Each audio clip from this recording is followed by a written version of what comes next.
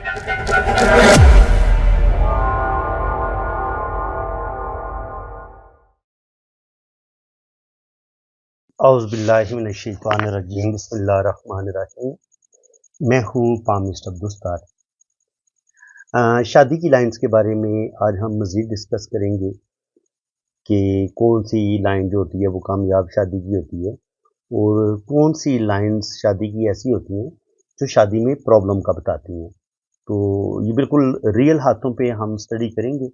मैंने आपके लिए बहुत ज़्यादा तस्वीरें सेलेक्ट की हुई हैं, तकरीबन 100 के करीब मैंने तस्वीरें जो लोग मुझसे रीडिंग करवा चुके हैं, ये उनके हाथों की तस्वीरें हैं। तो मैं कोशिश करूँगा कि 10-10 मिनट में ना वीडियो बनाऊँगा, क्योंकि अगर मैं 100 हाथों पे अगर मैं वीडियो बनाना शुरू कर दूँगा, तो वो तो तकरीबन 2.5-3 घंटे की वीडियो बनेगी। तो ज़ाहिर है वो देखना आपके लिए बड़ा मुश्किल हो जाएगा, मेरे लिए बनाना मुश्किल हो जाएगा। तो इसलिए बेहतर यही है कि हम ज़्यादा से ज़्यादा 10 मिनट की वीडियो बनाएँगे और इसमें कोशिश करेंगे कि 2, 3 या 4 या 5 हाथों पे जो शादी की लाइन्स होती हैं, रियल हाथों पे, उनकी हम स्टडी करेंगे। अब यहाँ पे आप गौर से देखें, शादी की लाइन शुरू में हल्की-हल्की ये आपको 2-3 लाइनें नज़र आ रही हैं। अगर शादी की लाइन्स के स्टार्ट में आपको यहाँ पर हल्की-हल्की 2 या 3 लाइनें नज़र आएँ, तो ये रिलेशंस की लाइन होती हैं, ठीक है जी? यानी कि इंसान की मंगनी ब्रेक हो सकती है, किसी के साथ इंसान रिलेशन में हो सकता है, फिर वो रिलेशन ब्रेक हो जाता है। बहरहाल ये रिलेशन कामयाब नहीं होता। ये रिलेशन एक वक़्त के साथ ये जो रिलेशन है ये टूटने की तरफ चला जाता है। तो यहाँ पे हल्की-हल्की 2 या 3 लाइनें नज़र आ रही हैं। तो शादी से पहले इनकी हमें 2 या 3 रिलेशंस की लाइनें नज़र आ रही हैं। इसका मतलब ये है कि इनकी 2 या 3 जगह पे बात चल के ख़त्म हो सकती है, मंगनी ब्रेक हो सकती है या कोई रिलेशन ब्रेक हो सकता है। इसको हम इस तरीके से इन बारीक लाइनों को इस तरीके से पढ़ेंगे। कामयाब शादी की जो लाइन होती है वो यहाँ पे अगर आपको बड़ी खूबसूरत डार्क लाइन नज़र आए ना, और फिर ये जितनी ऐसे गुलाई में होगी, इतनी इसको ज़्यादा अच्छा माना जाता है। लेकिन ये याद रखिए कि लाइन बड़ी खूबसूरत हो, शार्प हो। तो अब यहाँ पे आप देखेंगे तो ये लाइन कोई बहुत ज़्यादा खूबसूरत नहीं है। यानी कि यहाँ पे इस लाइन में हमें ये वीकनेस सी नज़र आ रही है। थोड़ी-थोड़ी डल है। बाज़ दफ़ा पिक्चर में भी थोड़ा-सा मसला हो जाता है कि तस्वीर थोड़ी अच्छी नहीं बनती, लेकिन यहाँ पे आप देखें तो पिक्चर बड़ी क्लियर है, लेकिन लाइन ये डल है। ठीक है जी? तो अब इसी लाइन के ऊपर, शादी की लाइन के ऊपर अगर यहाँ पर इस शादी की लाइन के साथ जुड़ी हुई ये खड़ी लाइनें मौजूद हों, तो जो डार्क लाइन होगी वो बेटों की होगी और जो हल्की बारीक लाइन होगी वो बेटियों की होगी, ठीक है? तो औलाद की लाइनें शादी की लाइन के साथ ही जुड़ी होती हैं, शादी की लाइन के अंदर से निकलती हैं। लेकिन अगर कोई लाइन इस तरीके से निकले, अब ये जो मैंने ब्लैक लाइनें ड्रा कर रहा हूँ ना, ये औलाद की लाइनें नहीं होंगी, बल्कि ये शादी में होने वाले जो लड़ाई झगड़े हैं या किसी तीसरे बंदे की वजह से जो आपकी शादी ब्रेक होती है, ये उस चीज़ की लाइनें हैं। इस चीज़ को आपने अच्छे तरीके से समझना है।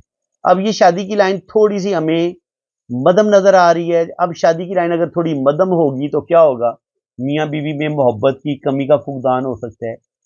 रिलेशन इतना ज़्यादा मज़बूत नहीं होता, आपस में अंडरस्टैंडिंग इतनी ज़्यादा नहीं होती, या किसी तीसरे बंदे की मुदाखलत की वजह से आपके लड़ाई झगड़े होते रहते हैं और थोड़ी बहुत अंडरस्टैंडिंग में कमी आ जाती है, और इनके जोड़े में शदीद मोहब्बत वाला जो होता है ना रिश्ता, वो नहीं होता, वो रिलेशन नहीं बन पाता। शदीद मोहब्बत कैसे देखी जाती है? शदीद मोहब्बत तब देखी जाती है जब आपकी शादी की लाइन बड़ी पीछे से शुरू हो रही हो उँगली के, और ये ऐसे हो, बहुत ही पीछे से शुरू हो रही हो और ये यहाँ तक आ रही हो, लंबी हो, तो ये शदीद मोहब्बत का बताती है, लव मैरिज का बताती है। स्पेशली अगर ये शादी की लाइन पीछे से 2 शाखा हो, तो इसको लव मैरिज की लाइन बोला जाता है कि ये शुरू में पीछे से 2 शाखा इसलिए होती है कि पहले तो आपकी शादी के लिए आपकी फैमिली वाले एग्री नहीं होते। तो जब तक आपकी कास्ट अलग हो सकती है, यानी कि लड़के की कास्ट और है, लड़की की कास्ट और है, तो उस वजह से इन लड़की और लड़के में आपस में जुदाई रहती है। जब तक ये दुशाखे का टाइम चलता है, तब तक लड़की और लड़के में जुदाई रहती है। जहाँ पे ये दुशाखा आपस में मिलता है, उस लम्हे फिर उस बंदे इनके इस कपल की शादी हो जाएगी। तो ये टाइम जो है दुशाखे वाला, ये दुशाखा जितना छोटा होगा, इतना आपका जुदाई वाला जो टाइम होगा वो कम होगा। अगर ये दुशाखा बड़ा होगा, और लंबा होगा तो वो फिर ज़्यादा अरसे तक आपके लड़ाई झगड़ों के बाद बड़ी स्ट्रगल के बाद आपकी जो है ना वो लव मैरिज होती है। इसको हम इस तरीके से पढ़ते हैं। तो मैं कोशिश कर रहा हूँ कि मैं ज़्यादा से ज़्यादा ना आपको लाइन्स के बारे में बताऊँ। अब अगर यहाँ पे आप देखें तो एक लाइन पहले ये है, कोई मंगनी, कोई दिली वाबस्तगी किसी के साथ होगी, ये वाला रिलेशन ब्रेक हो जाएगा। फिर यहाँ पे शादी होगी और ये शादी इसलिए ये डैमेज हो सकती है या ख़राब हो सकती है क्योंकि इसी लाइन के ऊपर एक और लाइन मौजूद है। तो इसका मतलब ये है कि इस शादी में मसले आएँगे तो इंसान जो है वो दूसरी शादी की तरफ चला जाएगा और यहाँ पे एक हल्का-सा मुझे कट नज़र आया है। तो शादी में कुछ ना कुछ प्रॉब्लम भी बनेंगी। याद रखें जब भी आपने शादी की लाइन्स की स्टडी करनी है ना, तो आपने शादी की लाइन को ज़ूम ज़रूर कर लेना है। ज़ूम करके पिक्चर लेके आप देखेंगे, तो शादी की लाइन यूँ जा रही है और फिर यहाँ से एक लाइन ऐसे इसको हल्का-सा कट दी है। तो इसका मतलब यही है कि शादी में कुछ ना कुछ प्रॉब्लम, कुछ ना कुछ मसले इस रिलेशन में आ सकते हैं, ठीक है? और इस रिलेशन से पहले भी इनकी कोई शादी हो सकती है और वो शादी ब्रेक हो सकती है। तो शादी की लाइनें बड़ी मुश्किल होती हैं, इनको पढ़ना बड़ा इतना आसान नहीं होता, इसलिए बड़े ध्यान से इनको रीड करना पड़ता है। यहाँ पे आप देखें तो बहुत हल्की-हल्की रिलेशन की लाइनें हैं और यहाँ पे जो शादी की लाइन है, यहाँ पर हल्की-हल्की मध्यम-मध्यम लाइनें इस लाइन को काट रही हैं, तो इसका मतलब ये है कि शादी में कुछ ना कुछ प्रॉब्लम किसी तीसरे बंदे की वजह से आ सकते हैं, इसको हम इस तरीके से पढ़ेंगे। अब यहाँ पे आप बड़े गौर से देखें, यहाँ पे क्या हुआ है, यहाँ पे शादी की लाइन यूँ गई है और यहाँ पे फिर ये ब्रेक हो गई है, ठीक है जी। अगर शादी की लाइन यूँ ब्रेक हो जाती है, तो उस शादी का चलना बड़ा मुश्किल होता है और उसके ऊपर फिर एक हमें रिलेशन की लाइन नज़र आ रही है। ये हो सकता है ये शादी तो ना करें, कोई रिलेशन इनका बने, लेकिन ये लाइन बता रही है कि इनकी शादी में प्रॉब्लम ज़रूर आएँगे और अच्छे खासे प्रॉब्लम आएँगे। तो इसे ये अगर शादी की लाइन आपकी यूँ ब्रेक हो, जैसा कि आपको ये नज़र आ रहा है, तो ये 100% शादी में अच्छे खासे प्रॉब्लम, लड़ाई झगड़े का बताती है ये लाइन। बाज़ दफ़ा ये डाइवोर्स लाइन भी होता है और बाज़ दफ़ा ये लड़ाई झगड़े का बताती है कि ये लड़ाई झगड़े ज़रूर होंगे। अब यहाँ पे आप देखें, तो जो भी पहली मंगनी होगी वो ख़त्म और उसके बाद ये इस तरीके से अगर 2 शाखा बने, तो फिर ये होता है कि कुछ अरसे के बाद, शादी के 5 साल के बाद या 10 साल के बाद, अचानक यहाँ पे एक लाइन निकल आए। तो इसका मतलब ये होता है कि किसी तीसरे बंदे की वजह से आपके लड़ाई झगड़े शुरू हो सकते हैं। आपका हस्बैंड किसी और औरत में दिलचस्पी लेना शुरू कर दे, तो उस वक़्त भी शादी में प्रॉब्लम आना शुरू हो जाती हैं। तो होते ये इसी तरीके से लाइन बनती है, ये याद रखना है आपने। शादी की लाइन यूँ हो और फिर इसके साथ एक छोटी लाइन यूँ चल पड़े। ये नीचे की तरफ भी हो सकती है और ऊपर की तरफ भी हो सकती है। तो होती है कि आपके लाइफ पार्टनर के किसी के रिलेशन में जाने का ये साइन होता है, जो मेरा अपना एक एक्सपीरियंस है। देखिए हर इंसान की हर मामले की एक अपनी-अपनी रिसर्च होती है। जो मेरी ज़िंदगी की रिसर्च है वो मैं आप लोगों के साथ शेयर कर रहा हूँ कि ये अगर शादी की लाइन के साथ फिर एक लाइन ऐसे चले, तो ये ज़रूर रिलेशंस का बताती है कि इंसान ज़रूर किसी न किसी रिलेशन में चला जाता है और उस वजह से इंसान की ज़िंदगी में प्रॉब्लम आते हैं। तो मैंने आपसे वादा किया था कि मैं 10 मिनट से ज़्यादा अब लंबी वीडियो नहीं बनाऊँगा। कोशिश करेंगे कि हम बिल्कुल मुख्तसर टाइम में ज़्यादा से ज़्यादा नॉलेज को सीखने की कोशिश करेंगे। शादी की लाइन्स पे मैंने तकरीबन 100 हाथ मैंने अभी रीड करने हैं, जिसमें मुख्तलिफ़ किस्म की शादी की लाइन्स होंगी। तो उम्मीद है कि आपको बहुत अच्छी आपकी प्रैक्टिस हो जाएगी। आप शादी की लाइन्स को देख के आपको पता चल जाया करेगा कि ये शादी कामयाब होगी या नाकाम होगी। वीडियो अगर आपको अच्छी लगी है तो दिल खोल के वीडियो को लाइक करें, चैनल को सब्सक्राइब करें और अगर आप अपना हाथ रीड करवाना चाहते हैं तो ये मैंने अपना व्हाट्सअप नंबर दिया हुआ है, आप इसी पे राब्ता करें। ये अभी मैरिज लाइन पे ये पार्ट 1 है। मैं जो रियल हाथों पे जो शादी की लाइन्स होती हैं, उनको अब मैंने पढ़ना शुरू किया है, तो मैं कोशिश करूँगा आज तक जितने लोगों ने भी मेरे साथ रीडिंग के लिए राब्ता किया है, जो भी डिफरेंट डिफरेंट मुख्तलिफ किस्म की लाइन्स होंगी शादी की, उनको हम डिस्कस किया करेंगे ताकि ये एक बड़ी मुश्किल लाइन है जिसको बड़े ध्यान से रीड करना पड़ता है और सबसे ज़्यादा पमिस्ट्री में जो आपसे सवाल पूछा जाता है वो भी शादी के बारे में ही पूछा जाता है कि जनाब मेरी शादी कामयाब रहेगी, एक ही होगी या 2 होंगी, 3 होंगी, क्या डाइवोर्स तो नहीं हो जाएगी, मेरा रिश्ता कैसा चलेगा। तो ये इस लिहाज से ये बड़ा मज़े का टॉपिक है, आप इसको मज़े से सीखें, समझें और मैं भी बड़े पूरे ज़ौक़-ओ शौक़ के साथ आपको सिखा रहा हूँ और उम्मीद है कि आपको यकीनन अच्छा लग रहा होगा। अगर आपको मज़ा आ रहा है, सीखने में मज़ा आ रहा है, बात की ठीक ठीक समझ आ रही है, तो इसका आप इजहार कमेंट सेक्शन में करें, प्यारे प्यारे कमेंट पास करें। और कोई बेशक आप नाइस लिख दें, गुड लिख दें, कुछ ना कुछ लिखें जरूर। यार अगर नहीं अच्छा लगा तभी बुरा बेशक कमेंट कर दें, लेकिन कमेंट जरूर पास करें, अपनी राय का इजहार जरूर करें। और बाकी इंशाल्लाह ताला 10 मिनट से ज्यादा मैं लंबी वीडियो नहीं बनाया करूंगा, 10 मिनट हो चुके हैं, तो अब यहीं पे वीडियो को क्लोज करते हैं। तो मैं कोशिश करूंगा कि इसका पार्ट 1, ये पार्ट 1 है, फिर पार्ट 2 भी, पार्ट 3, पार्ट 4, पार्ट 5, इसी तरह देखते हैं कि इसके कितने पार्ट बनते हैं, 10 बनते हैं या 15 बनते हैं या 20 बनते हैं, ये तो खैर वक्त ही बताएगा।